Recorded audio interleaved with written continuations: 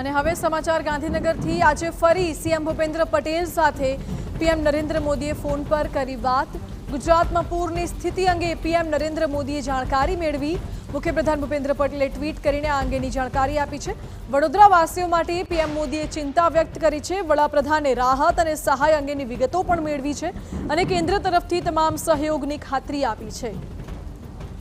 महत्वનું છે કે વડાપ્રધાન નરેન્દ્ર મોદીની સતત નજર છે ગુજરાત પર અને ખાસ કરીને પૂરગ્રસ્ત વિસ્તારોની પણ વડાપ્રધાન નરેન્દ્ર મોદી સતત જાણકારી અને અપડેટ્સ મેળવી રહ્યા છે। વધુ જાણકારી આપી રહ્યા છે કિંજલ। પીએમએ સીએમ ભૂપેન્દ્ર પટેલ સાથે વાતચીત કરી, કેન્દ્ર તરફથી તમામ સહયોગની ખાતરી આપી છે। શું છે વિગતો?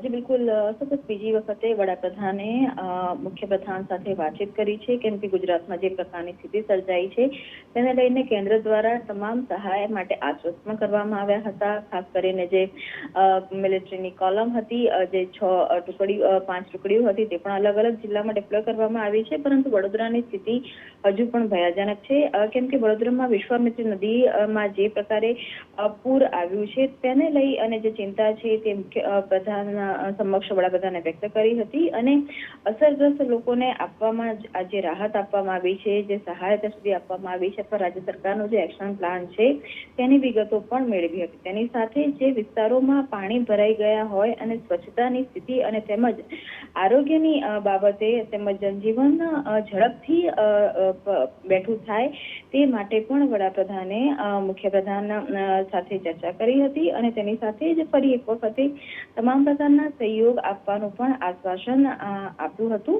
મહત્વનું છે કે ઘણા વર્ષો પહેલા વડોદરામાં આ પ્રકારે પૂર આવ્યું હતું, પરંતુ અત્યાર સુધીની વાત કરવામાં આવે તો વડોદરાની સૌથી ભયાનક પરિસ્થિતિ આ વખતે બની છે। એટલે સ્વાભાવિક રીતે એક જે ચિંતા છે, એક સમયે વડોદરાના સાંસદ પણ નરેન્દ્ર મોદી રહી ચૂક્યા છે, જ્યારે પહેલી વખતે વડાપ્રધાન બન્યા હતા, એટલે વડોદરાથી તેમને એક અલગ નાતો પણ છે અને ગુજરાતમાં જ્યારે સમસ્યા છે ત્યારે કેન્દ્ર ખડે પગ છે તે પ્રકારની વાત વડાપ્રધાને મુખ્યપ્રધાનને કરી છે।